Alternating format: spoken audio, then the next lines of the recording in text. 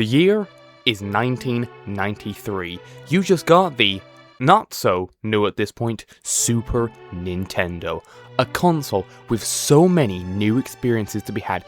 The only thing you can ask is, what do I play first? I wanna play ass-old video games!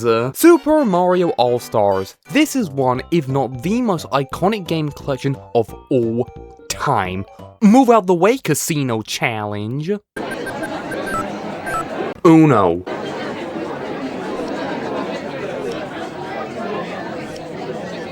Go fish.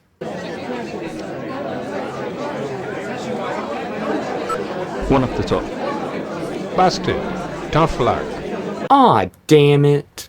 Super Mario All-Stars was truly a pioneer in terms of game collections and remakes. Now granted, they did exist before this, but I mean, did they? Super Mario All-Stars remakes the original 3 NES Mario games, plus the lost levels, all from the ground up, with new music, visuals, everything. This was actually the first time the original Mario 2 got released outside of Japan, so now the whole world can break the controls instead of just the Japanese.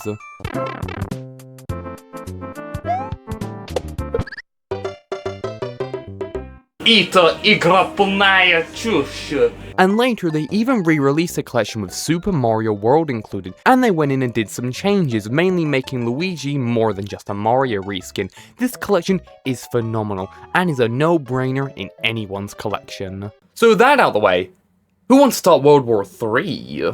Yes, the comparison to end all comparisons. Super Mario All-Stars versus the original NES games.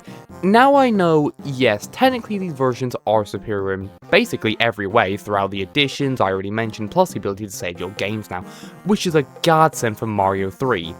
So why am I comparing these? The NES versions obviously get re-released more often on services like the Virtual Console on the Wii, Wii U, and 3DS. Now granted, Mario All-Stars got a physical release on the Wii at the same time, but this version's lazy, so who cares? Both versions are included in Nintendo Switch Online. Mario 1 got re-released on the Game Boy Color, Game Boy Advance, Mario 2 and Mario 3 got re-released as part of the Mario Advance series on the GBA, and these are essentially just the All-Stars versions. So if anything, this is more of a which one is worth your time and which one is more worth going back to. But before we do the comparisons, let's go over the backstory of Mario All-Stars. The game started development after the release of Super Mario Kart in 1992. The creator of Mario, Shigeru Miyamoto, suggested the collection due to them no longer being restricted by the limitations of the NES. The working title for the collection was Mario's Extravaganza. After completion of Super Mario Kart, the next major Mario game was to be Yoshi's Island, which meant there was going to be a sizable time gap, which was when Miyamoto suggested the value pack. The artist based a lot of their designs around Mario World. To preserve the gameplay, they added no new animations and removed some glitches, but kept some they deemed helpful, like the infinite one-up glitch. Well, that was a development. Not really, much to talk about. Well then, let's get straight into the comparisons. I'm going to be comparing each of these games in 3 categories. Graphics, music, and gameplay. AKA, just physics.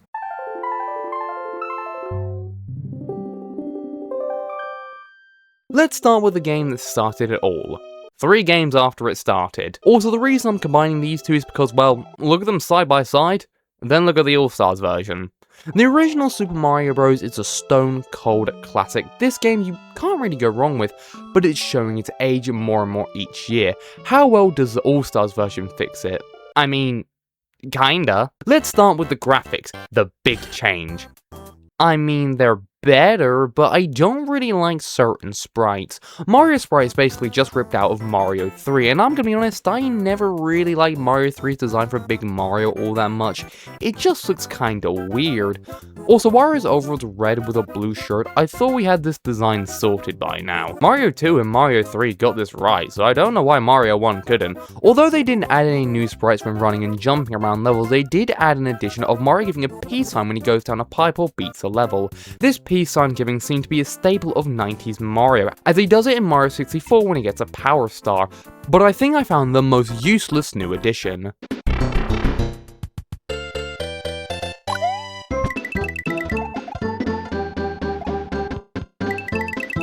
And I thought it was going to be a dead body. No, it's just a decapitated head. Don't get me wrong here, this is cool, but like, why? It doesn't add anything. I don't think a floating Mario head is exactly necessary, and hey, he's giving a peace sign again here. They say all war efforts stopped immediately after Super Mario All-Stars came out. Speaking of backgrounds, look at these. This is undoubtedly better than the original. There's actual backgrounds instead of just plain colours. The overworld looks really nice. The underground ones are amazing, of course, the castle levels. Now these are backgrounds, they make it, you know, look like a castle. The backgrounds have pillars, handrails, and doors. Granted, very disproportionate doors, but then again, this is a castle owned by a fire-breathing turtle. I think you can suspend your disbelief enough so the doors are fine. In combination of big doors and my shits to give, my results say Gravy Mega Box. Wait, that's my KFC order.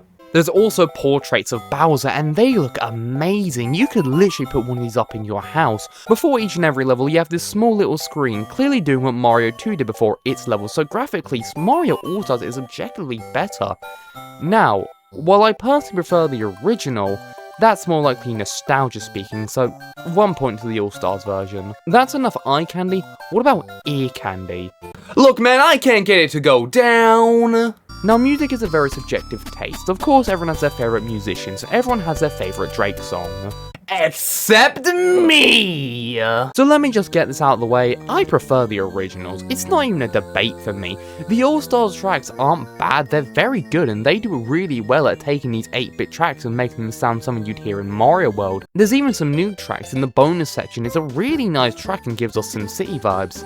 Then again, I say every 16-bit game gives us SimCity vibes. Even... yeah, letters. So while the music is good, I can understand why someone would prefer this to the original, but I have to go with the original versions of these tracks, so that's 1 point to the original. So that leaves one last section, gameplay. One thing worth noting is they apparently made Mario the Lost Levels easier than the Famicom Disk System version. I don't really notice a difference, but it's worth noting, so how's the rest of the gameplay? Well, how can this be any different than amazing? Let's give it a try. I'm just gonna cut my fingers off now. What happened here? This does not feel nice in the slightest. Mario feels kinda slippery and the controls don't feel tight enough in the slightest. And that's the thing that always brings me back to Mario 1. The controls in the NES version are amazing, they're tight enough making every jump feel right. Nothing feels right about the All-Stars version. Take 2-3 for example, this level is simple. Run to the end, jump at the right time to avoid the fish. In the original, this is one of my favourite level types. For the simple fact the controls are just good and I can run through the level and almost not even think and just let my reflexes and my experience with the controls push me through the level. I can't do that at all in the All-Stars version. I don't trust the physics. The same thing can be said for 4-1. I just can't run through this level like the NES version. Whenever you break a block, it just doesn't feel right. I don't know if maybe you jump higher in this version, I have no idea. I feel like I have less air control in this version as opposed to the NES version as well. Just what happened here? I feel like the game has Mario 3's physics, which is fine for Mario 3, but the levels haven't been tweaked with these physics in mind. Oh, what the fuck was that? I pressed the jump button.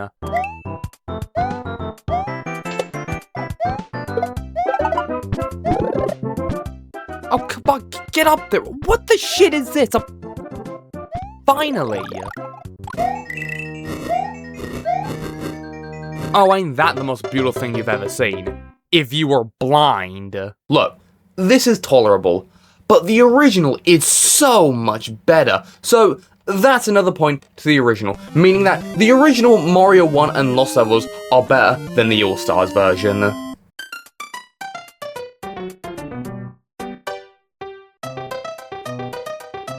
Now on to my least favourite NES Mario game, Mario 2, or Mario USA, or Doki Doki Panic, or this apple in the fridge. The point is this game sticks out like a sore thumb compared to the other NES Mario games, and Mario games in general, but how does this version compare to the original? This is how you do a remake, just look at the colours, it's so vibrant and good looking. They even upgraded the preview so now it no longer looks like I'm looking at a Game Boy game. Mario 2 wasn't a bad looking game on the NES, but this just takes it to the next level. This is genuinely incredible and one of the most impressive remakes out there. The backgrounds are incredible. The fact that this is running on a Super Nintendo is brilliant and really shows what this console is made of. There are sprite-based games on the PS1, hell even the PS4 that don't even look this good. This is incredible. Like, there is literally no comparison. Graphics is going to the All-Stars version. Now, I've been on record saying that Mario 2, in my opinion, has some of, if not the best music to ever come out of the NES. So, how's the All-Stars version in comparison? This music is amazing. Outside of the overworld theme, which I still marginally prefer the original, everything else sounds so good. Every track has a Mario sound to it in the music in the All-Stars version. In fact, in my opinion, it has more of a Mario sound than the original. Don't get me wrong, I still love the original soundtrack, but this is just better. Now, time for gameplay. I'm just gonna keep this knife ready. Hey, it's actually pretty good! Ah, damn it. Unlike Mario 1, the physics here are basically perfect. I have no issues with them. Every character feels exactly like they should. Jumping doesn't feel the greatest, but then again, it doesn't feel the greatest in the original as well.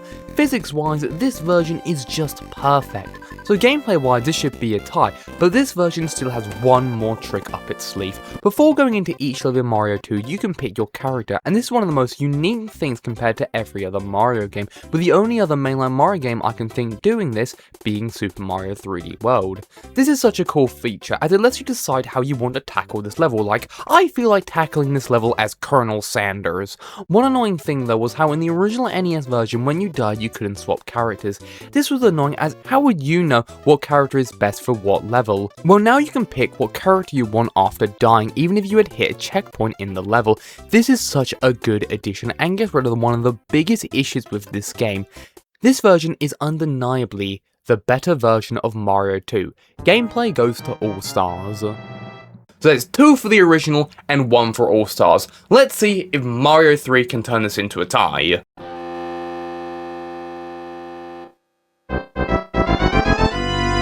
Now obviously I talked about Mario 3 quite in depth recently, so I really wasn't in the mood to play Mario 3 all that much, but graphically, this is great. When I talked about Mario 3, I said how graphically it was amazing for the time, and especially for the NES. That doesn't mean I liked it though. I've grown to like Mario 3's art style over the years, but I don't love it. Maybe it's just because Mario sprites just doesn't look right to me, but this is amazing. The backgrounds are phenomenal. They look so modern. I could imagine a new Super Mario Bros. Game looking like this if they had a pixelated art style. Luigi now looks like a Luigi. The world maps look amazing. This version just looks good. However, unlike the original where it's kind of obvious something's not right, i.e. a play, this version is much harder to tell. This just looks like a world. But overall, yeah, graphics goes to the All-Stars version. The music is also very good. However, I'm more mixed on which I personally prefer. For the main overworld theme, I prefer the original, but for the second, I prefer All-Stars. But overall, it's just good. I can't really decide though, so I'm going to give it to the original. Now, gameplay. It's Mario 3. Not much I can really say. Yeah, it's just Mario 3. It's good. The physics feel on point in this game as well, so I don't know what happened to Mario 1 and Mario the Lost Levels to make them so bad. The All-Stars version actually has the battle mode on the title screen as opposed to having to load it in the game. That's gotta mean something, right? Look, I'm really trying here. I think based on the fact that the battle mode is on the menu means that All-Stars gets the point. So, that's our scores. And it's a tie? Now, the only reason this is a tie is because Mario 1 and the Lost Levels are basically the same game under the hood, so they both have the exact same problems. So based on that, which versions do I think you should play? I'm personally gonna go with the NES originals. I don't know what it is about these versions, but there's something I love about them and I always want to go back to them. Clearly there's some kind of charm to the original NES games that make them my preferred way. Maybe it's just that fancy dandy NES controller, but I don't know. Now just because I prefer the NES version doesn't mean you shouldn't bother playing the All-Stars version. There are still perfectly playable ways of playing the original games, especially with enhancements like the save feature, which, as I said earlier, is a godsend for Mario 3, which is a long game. The main menu for this collection is amazing. Seeing all the game box arts in this pixelated manner is so cool. The title screen, main menu music is amazing, and the title screen just looks so cool, and the box art is really cool as well. Seeing all these Mario characters in this style together is lovely. Also, quickly, what is this cartridge style? Europe, what were we doing? This looks terrible, there's not even an end label. This is garbage. Super Mario All-Stars has a legacy and is known as one of the best remakes of all time and one of the best values for money. It's just one of the best gaming things, and that is seen in the Mario Advance series. Although obviously this isn't labelled Mario All-Stars, 2 out of the 3 of these games, Mario 2 and 3, are clearly based on the All-Stars version, with Mario 3 even having new levels, which sadly you have to use the e-reader to access, which I know what you're thinking. What's a Z-Writer? Luckily all these levels are easily accessible in the Wii U Virtual Console port of Mario Advance for Mario 3, and as stated earlier, the collection got a port to the Wii. And nobody cares about this version now. In fact, people probably didn't even care back then. This is quite literally just a ROM on a Wii disc, which granted all these games were already on the Wii Virtual Console, just the NES version, so at least if this version included Mario World I would understand. Still wouldn't be great, but still.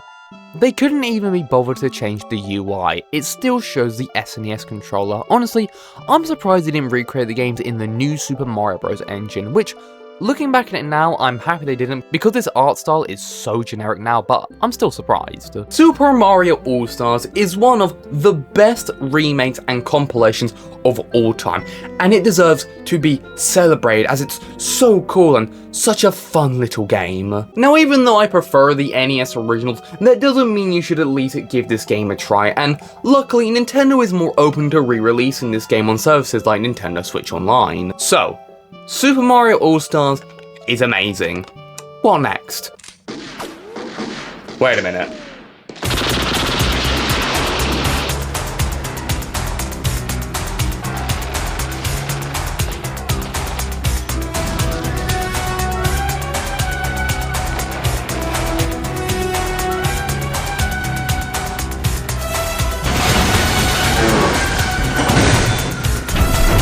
Ah, shit. I forgot I said let's start World War III.